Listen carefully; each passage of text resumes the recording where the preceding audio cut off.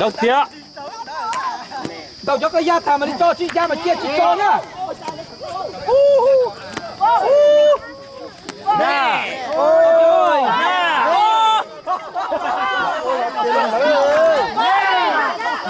Xuống rồi cái nó con nổ cháu ơi.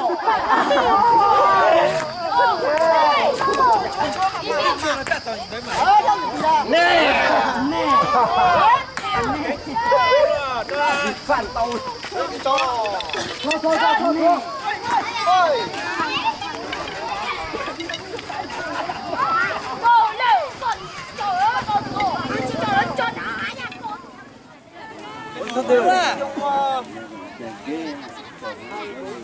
Bây giờ tiền tao luôn. Cái mẹ có chục đuôi á. Sáng nhé, phải của thằng nó tổng sự cha có phải bao tiền rồi đó. Phải không?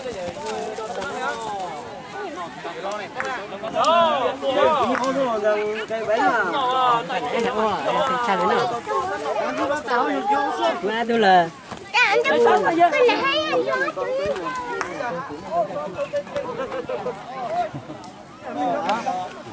Giảng theo. Cô lấy cô ơi.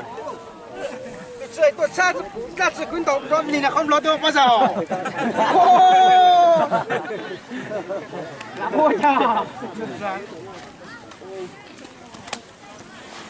Đùa nó.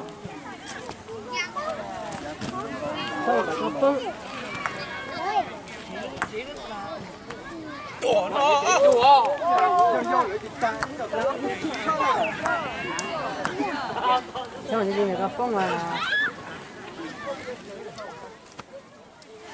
Bây giờ tiền tao luôn. Cái mẹ có chục đuôi á. Sáng nhé, phải của thằng nó tổng sự cha có phải bao tiền rồi đó. Phải không?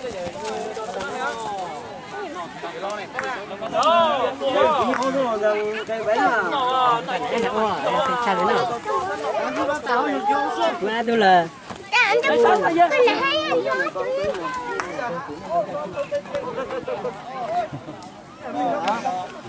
Giảng theo.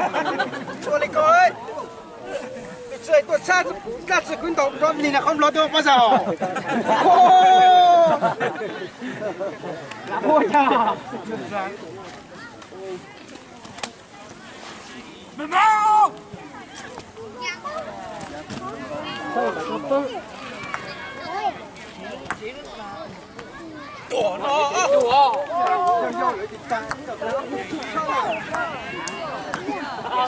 sao mà đi có phong mà